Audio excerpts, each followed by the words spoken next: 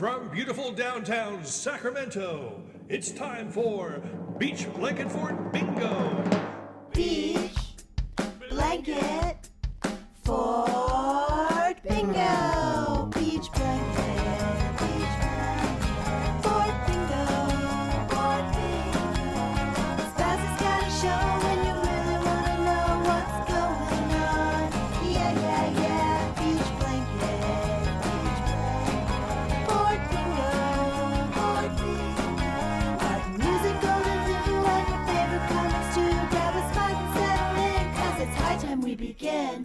Beach blanket fort bingo podcast. Yeah, yeah, yeah.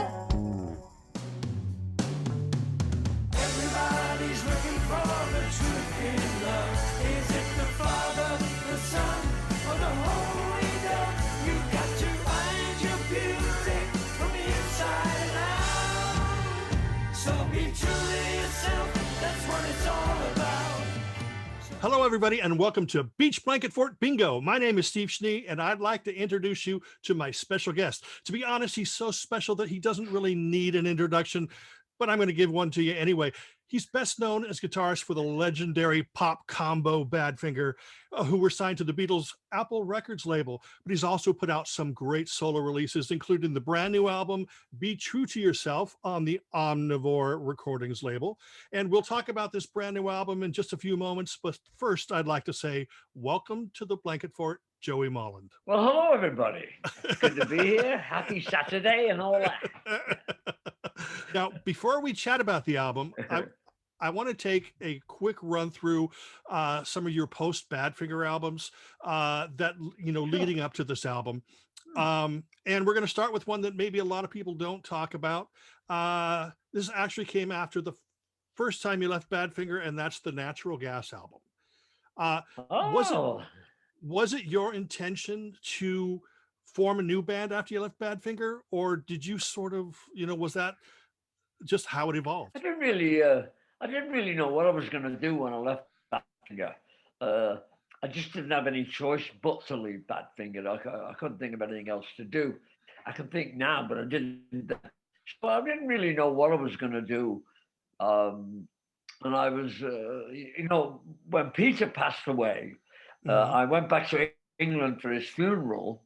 And while I was in London, I bumped into an old friend of mine, Mark Clark, a Liverpool guy, a bass player, great singer and everything. And he was an old mate from Liverpool, and I just bumped into him. And anyway, we were talking, and I asked him what he was up to that weekend. And he said he was going to Jerry Shirley's house. Jerry, of course, was the drummer in Humble Pie. Yeah. And Humble Pie had broken up, apparently. And Mark was just going up to visit him, maybe have a little jam, He said, "You want to come with us?" I said, "Yeah, sure. Yeah, it'd be great." And so we went to Jerry's house. We had a good old little jam. A couple of other people stopped by and had a good time. Stayed at Jerry's over the weekend. And we talked. And Jerry and I really got along really well. So the three of us were really having a great time. We decided, hey, you want to play in a band or have a jam, have a little band for a while? So we decided to do that. And that's how Natural Gas started. It just was all kind of accidental stuff. And of course, things developed the way they did. We got the band together, made demos, found a manager, got a record deal, all the rest of it.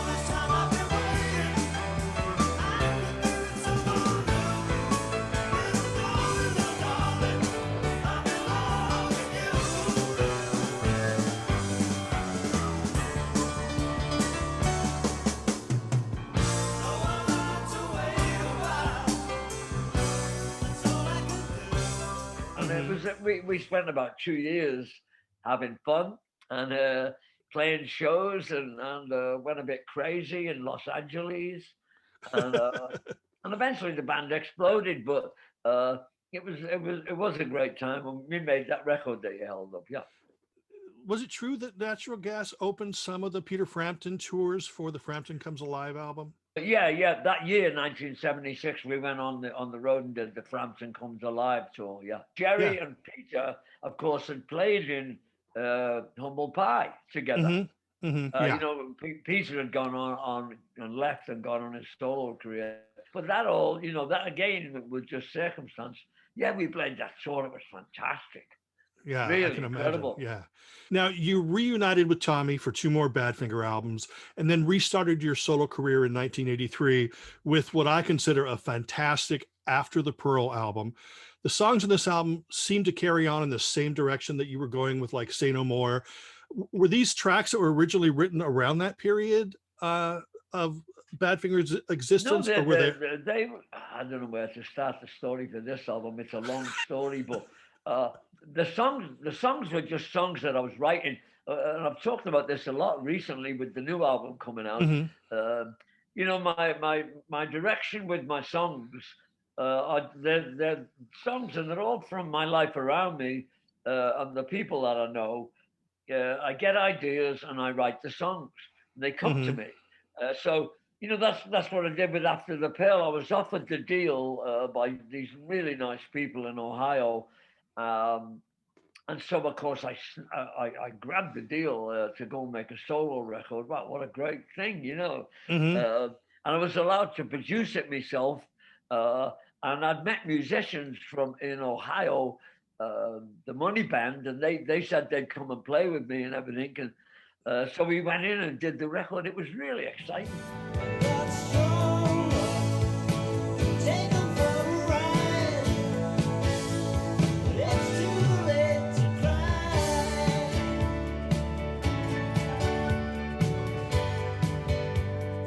It's too late to cry.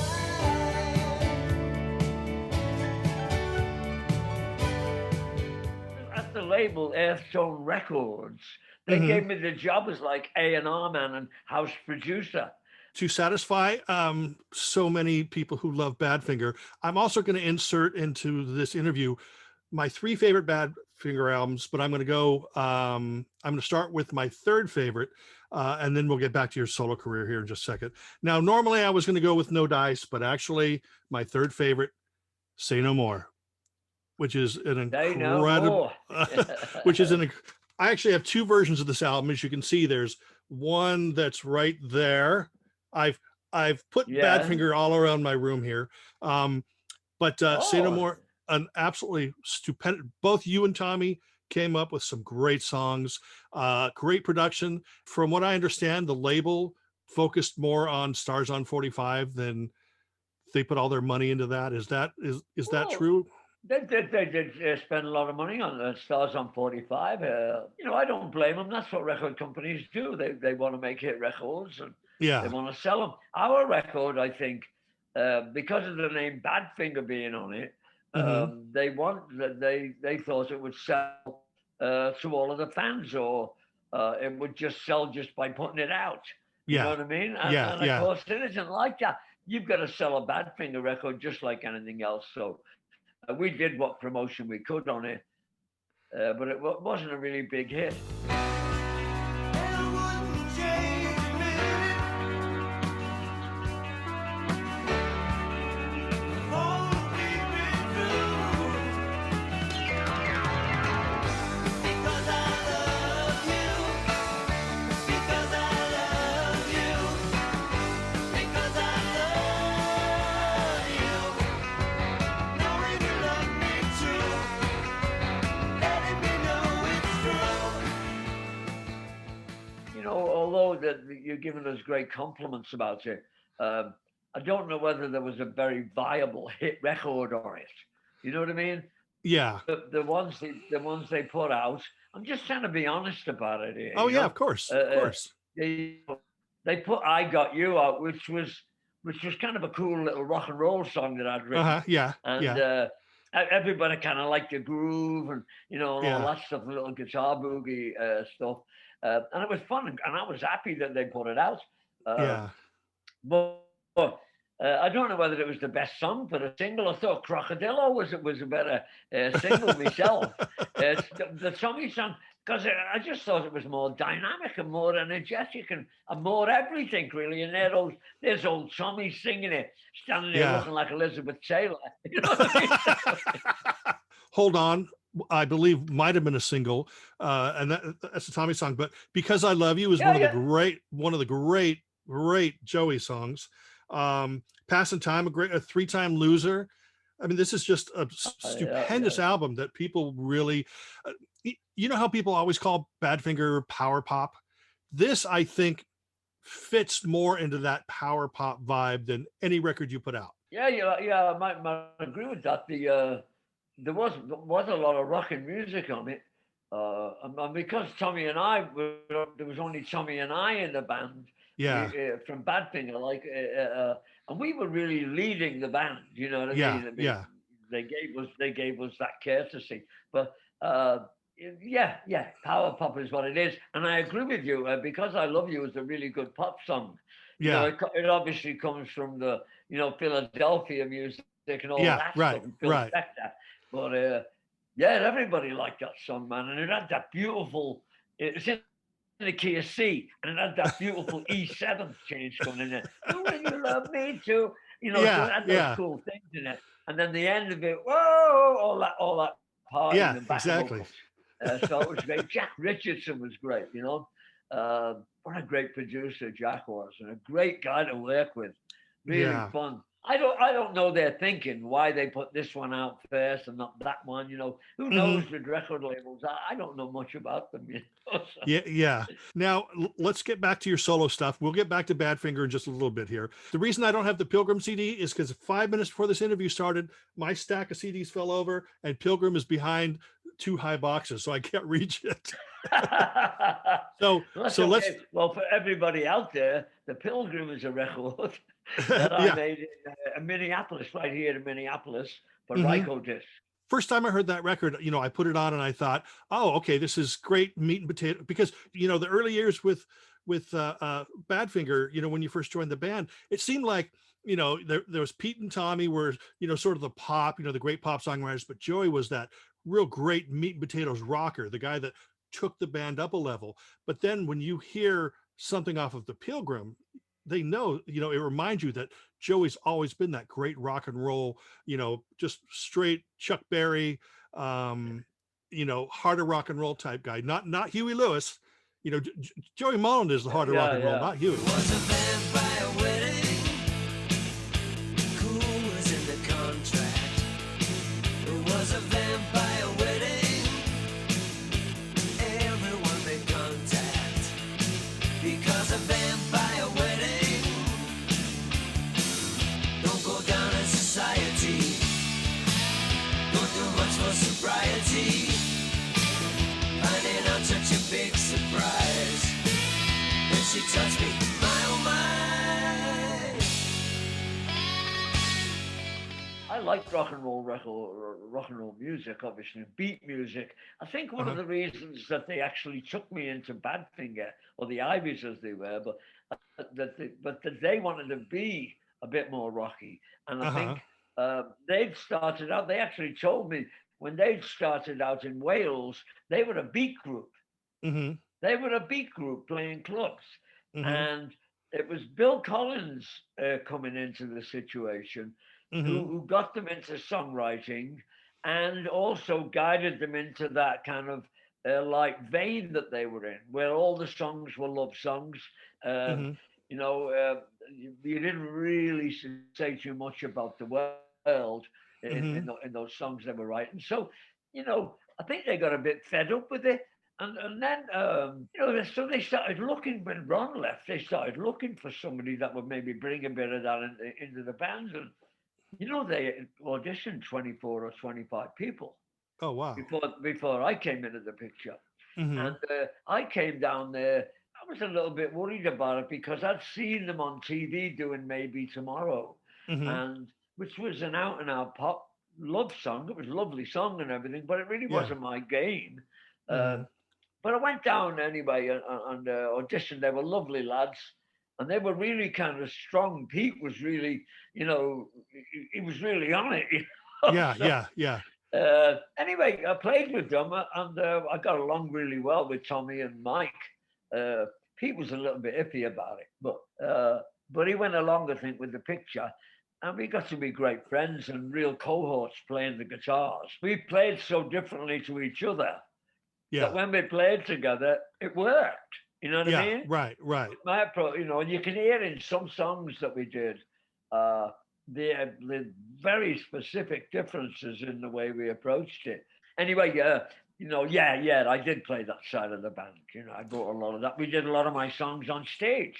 Yeah. The Pilgrim is really, I think, an album that drove that home because, like, every other song is this pure out and out rocker, and then you get the tough side of Joey and the thoughtful side, the tough side, the thoughtful side. I think that's how that record works, and it still sounds fresh. What is it? 30 years later? Yeah, it's a long time ago, isn't it? Yeah, Yeah. I can't even really remember. I don't know, 93 or something like that, 92. I don't know. 92, I think. Oh gosh, I don't Oh, know. okay, okay. I'm old, Yeah, Joey. yeah. Um, Oh, man, don't even talk to me about that. Now, in 1997, you released the demos compilation called Basil, which has been reissued as Demos Old and New. How many Yeah, demos did you have to swim through in order to finally pick these songs? And have you ever thought about putting out more volumes? I have thought about it. I've got all my tapes from, you know, I don't know, I got a Revox when Come and Get It was a hit. I bought Mhm. myself a tape recorder.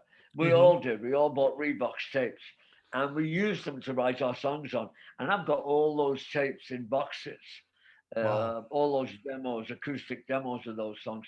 This battle is a kind of collection of my faves of those Mhm. things.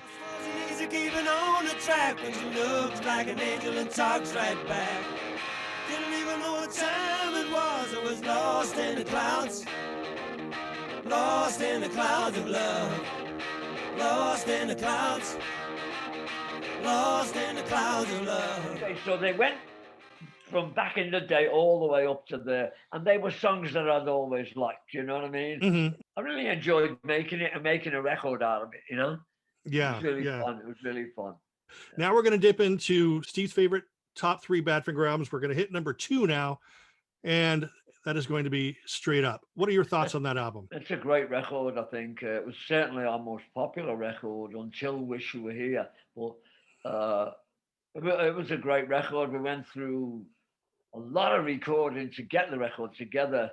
I don't, you know, I don't know if you know the story about it. You probably do. You know, Tommy and Pete producing a straight up album. You know, Mhm. a bunch of songs we'd recorded at the Manor. Apple didn't like it, so we went back in with George and started work on the album again. Yeah. George did a great job on about 5 or 6 of the songs, including Day After Day. And then, you know, he went to Bangladesh and the Bangladesh program. And so Todd Rundgren came in. George asked him, and Todd came in and finished the album. And boy, talk about 3 different sets of producers. Tommy and Pete were in the band with us. They were very mellow, of course. It was a little band scene up at the Manor. And then George, you know, it was totally cool. George Harrison and everything. He brought all that Beatle cleverness and all the things he'd learned about making records. He brought that all with him. And he loved playing the guitar with us. He liked our band, believe it or not. He liked our band, and so it was great in all the different ways it could be great. You used to be cold and lonely. You came along with your smile. And if you leave, I'll cry, babe. You know I'll die, babe. Babe, I'll die.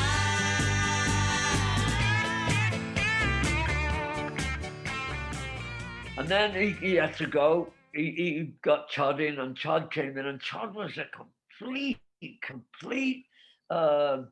like this mad egomaniac rock star, genius, weird looking guy we'd never heard of came in and took it all over. And all of a sudden he was the captain of the Badfinger ship. And, it was really weird. He insulted us up and down. He didn't think we could play. But this guy, this madman who came in and finished the record with us. One of the songs we did with him was Baby Blue. Anyway, he did a fantastic job. John came in, this great guy, but he did a fantastic job on the record. The record sounds lovely. The mixes he did to the song that George had produced, you know. So I don't know if that's right even. The songs that George had arranged, I suppose, and recorded with us. Todd did a great job with it. So, and that record sold a lot. 2 big hit records. Even now, I do the JOEY MOLLAND Badfinger shows. And I feature songs from this album, more songs from this album than any other. But let's get back to your solo career. 2001, This Way Up, another great collection of songs. Oh, yeah. And one that I think the feel of this album is closer to After the Pearl. What are your thoughts on this album? I enjoyed it, and I still enjoy it today. I think the songs are good. I agree with you. Yeah, I really enjoyed it. I thought it sounded good. I thought the songs on there were good. I felt great. I felt like going out and playing it. You know what I mean? Yes, I loved it far too much. Something I was sure of. Must have turned it to you too much. There's a mirror.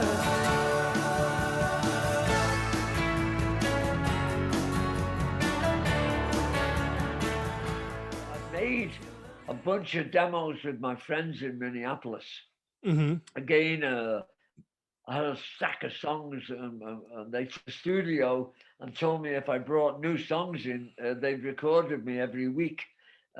So wow, I did, and we went in. I had all these demos, and I developed those tapes into this record. I really enjoyed it. It came out, got great reviews, sold quite well, I think. And also, if you notice, you got a little mature there. It's Joe Molland. Yeah, it was Joe. What a stupid thing to do. Everybody called me Joe, though. They didn't call me Joey. They called me Joe. That seemed like a much more grown-up name to me. Now, people know me as both things. Know me as Joe Molland and Joey Molland. And, yeah. Never the two shall meet. This is one of those confusing interviews in which nobody learns anything about anything. But see, that's the great thing. At least they're entertained. At least they're entertained. That's the idea of it. This next album is my #1 favorite Badfinger album. I'm sure you know what it is. It is Wish You Were Here. I not only have it in my hand, I also have it framed right there. And as you can tell, I see. Yeah. This album is not only my favorite Badfinger album, it's what I consider one of the greatest rock albums of all time.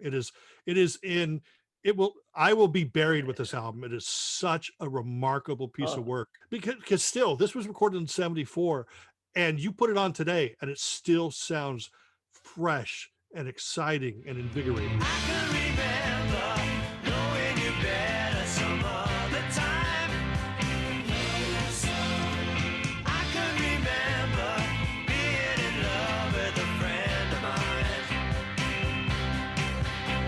I've seen it before now, it's always the same. Nothing can change anymore. I know what you're doing, think it's a shame. I'm gonna have to make a new start. Well, there are a couple of things. The band was in tip-top shape. We just finished the tour. We'd done maybe 60 shows. There was a lot of conflict going on around the band with Polly and all that, and the money, and you know, it was disgusting. It was disgusting. So there were those kind of energies in there. We were at Caribou Ranch, which is a fantastic place. Yeah. There were weird things went on at that ranch.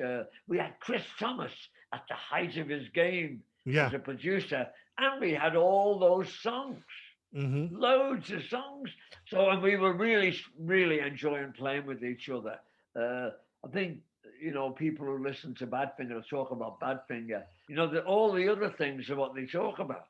Yeah. But when we were playing on stage, we had such a great time, and when we were making the records, we had such a great time. Honestly, you can hear it in the records, the way we play with each other. You know what I mean? The way we go into the other guy's song and become part of that. You know what I mean? Yeah. you know, Pete didn't tell me what to play. I didn't tell him what to play. Tommy didn't tell me. I didn't tell Tommy. Tommy didn't tell Pete. Pete didn't tell Tommy. Yeah, You know what I mean? It was just four guys playing together, you know? yeah, And this record really exemplifies that. It really does. The songs we were writing were coordinated now. Maybe because we were going through hell now. We've been through the good part, you know, making it and doing all of that, and making the other records. But now we were making this record, and there were all these big threats at us. It was getting more and more difficult for the band to actually stay as a band, really. Yeah, you know, and it got worse and worse and worse. We did this in the spring of '74, remember? You know, that was when Polly was at the height of stealing everything, you know, and making deals for us, shopping solo deals for people. It was really kind of weird. You know, we found out a lot about what was going on afterwards. Anyway, we had a great time making it. And like I say, Chris was beautiful, putting the songs together like, you know, Some Other Time and In the Meantime. You know, that song that Mike wrote was incredible. Mike had a few songs on that record, two songs, I think. Yeah.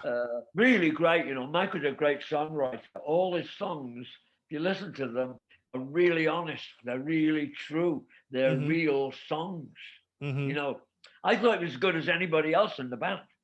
Honest to God, I'm not kidding. We all thought like that about Mike. I want to talk for hours about Wish You Were Here, since it's one of my favorite albums, but we're going to go into Return to Memphis, your 2013 album. The release of the album coincided with that Baby Blue being used in Breaking Bad, which turned into this huge, crazy phenomenon. What was the intention of this album? Because, you know, when I heard about this album, I thought, oh, it's going to be Joey going back and doing a bunch of soul covers. But when it came out and I heard it, I thought, oh my gosh, this is amazing, because it's Joey Molland, but it's a more soulful Joey Molland. Though he takes his time to think and listens to his heart, he tells you that it's time to die. You gotta do your part.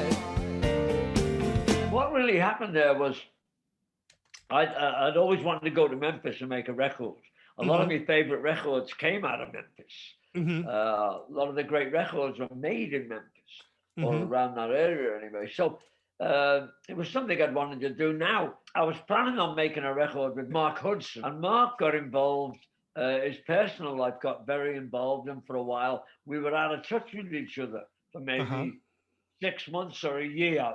And it wasn't sure what to do with myself. And then I thought, well, maybe I'll go to Memphis and make a record. You know what I mean? I had the funds, and I'd gotten in touch with a producer down there, Carl Wise, and I told him I wanted to come to Memphis and make a record in the Memphis style. And I just wanted to do it.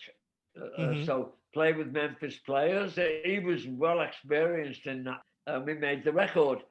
I thought I kind of let the whole thing down when I finished it. I didn't think that I brought any energy to it, really, proper energy.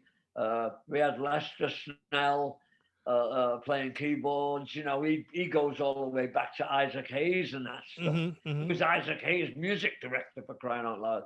Yeah. And Steve Potts playing drums. It was a great treat. We went in Willie Mitchell's Studio Royal down there, and just incredible. I spent 3 weeks in Memphis doing that record. I really enjoyed it. I thought the songs on it were really good. So the record to me wasn't a success. Carl did a great job. Lester and Steve played great. Bass player was great. The whole thing was really good. The girls came in. We made the record, but I didn't really feel I got it the way I wanted. I didn't feel like I put enough energy into it. And I'm really, frankly, I took the record out and buried it. You know? I did, because it just didn't get where I wanted to go. And so, these things happen. You have to just let them go, and that's what I did with the Memphis record, I'm just an old umbrella you keep around. Like all the other fellas, you're full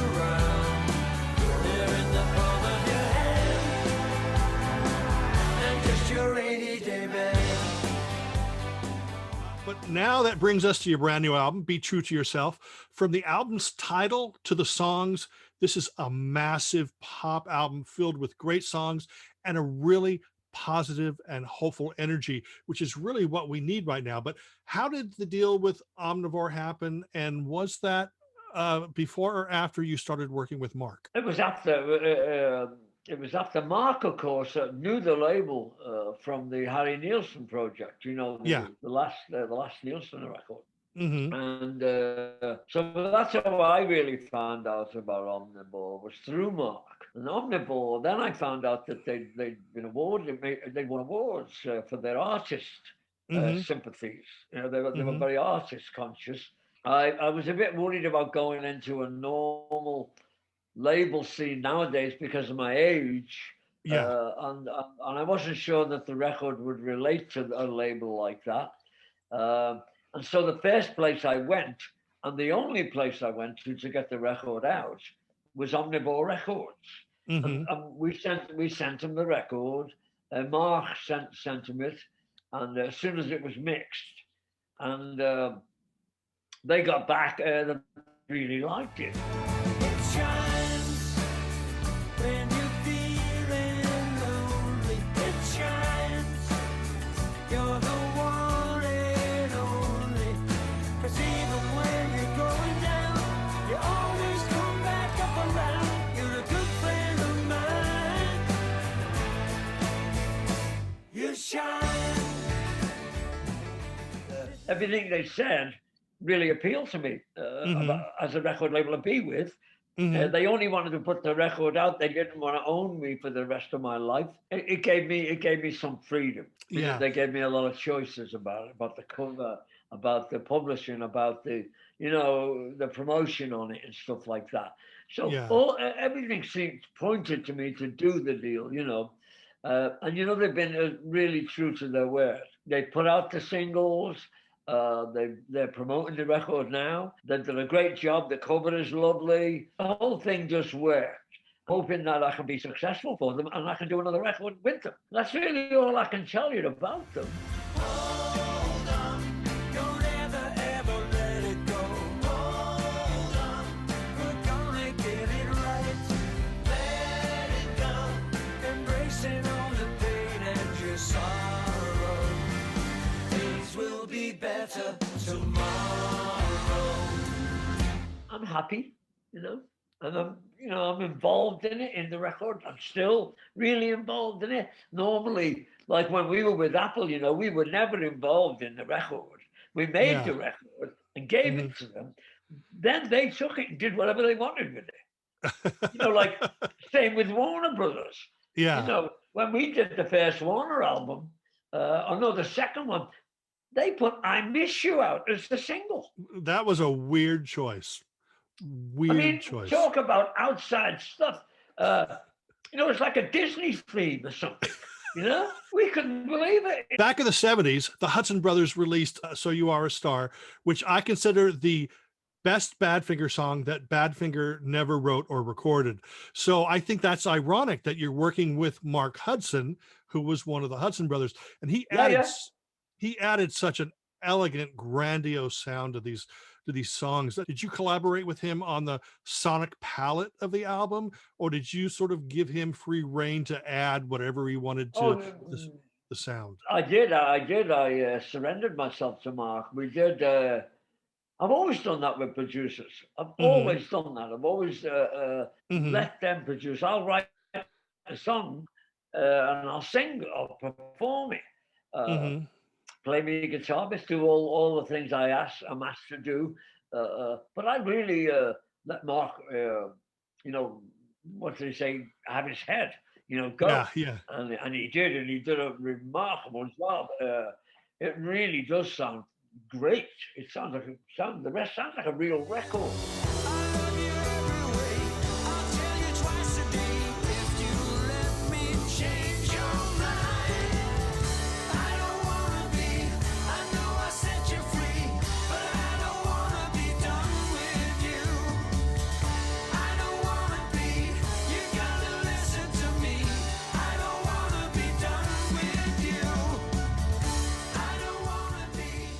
He contributed to the songs as well, writing choruses with me, doing, changing lyrics here and there. So they were a bit more direct and stuff. He still allowed Joey Molland to be there and be deeply in the album. So the whole thing really worked out good for me. I wish we could have done maybe a couple of more songs, but we just didn't have the time and the budget really to do it.